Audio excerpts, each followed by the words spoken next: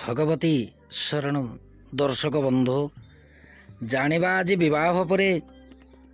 भाग्य उन्नतिर कारण क्यों ग्रहंकर माध्यम जन्म जातक सूचना मिली थाए एवं विवाह परे भाग्यर उन्नति अनुभव होता है। दर्शक बंधु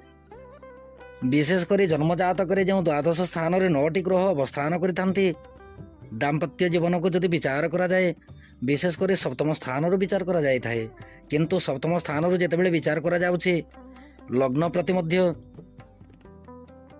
विचार करा जिबा उचित कहीं लग्नाधिपति एवं सप्तमाधिपति तत्संगे एकादशाधिपति को लेकिन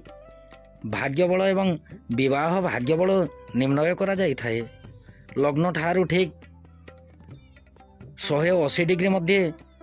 सप्तम स्थान जहाँकि दाम्पत्य स्थान वैवाहिक दाम्पत्य जीवन किपरि अतिबाहित हेब एवं वैवाहिक दाम्पत्य जीवन रे क्यों प्रकार झड़झंझा सृष्टि हेब यही समस्त विचारटी सप्तम स्थान करा जाए। विशेषकर ज्योतिष शास्त्र रीतिनीति अनुसार विवाह परे भाग्य उन्नतिर कारण जहाँकि जन्म जातक शुक्र एवं लग्नाधिपति तत्संगे धन भावर अधिपति ग्रह जदि सप्तम स्थान में अवस्थान करिथिबे किबा तृतीय षष्ठ दशम वा एकादश स्थान में अवस्थान करिथांती तत्संगे जदि कौनसी गोटे शुभ ग्रहर दृष्टि रही थांती ताहेले विवाह परे प्रबल मात्रा रे भाग्य उदय होता है। दर्शक बंधु जन्म जातक लग्न सी जहाँ भी होना कहीं लग्नाधिपति एवं धनाधिपति शुक्रयुक्त होइकि जन्मकुंडलीर सप्तम स्थान में अवस्थान करिथिबे किबा जन्मकुंडलीर तृतीय षष्ठ दशम अथवा एकादश स्थान में जदि शुक्र एवं लग्नाधिपति तत्संगे धनाधिपति ग्रह अवस्थित होइथांती एवं सही ग्रहटी जदि शुभ ग्रह दृष्टि रही थांती ताहेले प्रबल मात्रा रे सौभाग्य वृद्धि होता है। जदि जन्म जातक सप्तम स्थानाधिपति धनाधिपति शुक्र होइथिबे किंबा लग्नाधिपति षष्ठ अष्टम व द्वादश किंबा नीच स्थान रे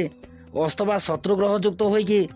किंबा पाप ग्रह युक्त होइकि जदि रही थांती ताहेले विवाह परे प्रबल मात्रा रे दुर्भाग्य अवस्था उपगत होता है। विशेषकर शुक्र लग्नाधिपति एवं सप्तमाधिपति होई केंद्र व त्रिकोण रे किबा शुभ ग्रह दृष्टि रहिले विवाह परे भाग्य उदय होता है किंतु सप्तम स्थानाधिपति ग्रह धनाधिपति ग्रह जदि शुक्र होइथांती किंबा लग्नाधिपति षष्ठ अष्टम व द्वादश स्थान में रही थांती तत्संगे नीच अवस्था किबा शत्रु ग्रह किबा अस्त ग्रह युक्त होइकि रही थांती अथवा पाप ग्रह दृष्टि रे जदि भी रही थांती ताहेले भी विवाहर किछि दिन परे नवदंपति दुर्भाग्यग्रस्त हो जाती। एणुक दर्शक बंधु जेतेबेले जन्म जातक बर कन्यांकर मेलक देखा जाउछि समस्त ग्रहगणंकर स्थिति एवं समस्त ग्रहगणंकर अवस्था को निर्णय करिकि विचार विमर्श करिकि विवाह कर्म संपादन करबा मो मतरे उचित होता है जहाँकि यह मो निजस्व मत किंतु आधुनिक स्तर रे निजर मनमताणिया भाव में विवाह कर्म संपादन करा जाउछि। विशेषकर प्रेम विवाह क्षेत्र में देखा गले ज्योतिष शास्त्र उपरे आउ निर्भर करा जाउ नाही। ज्योतिष शास्त्र कहे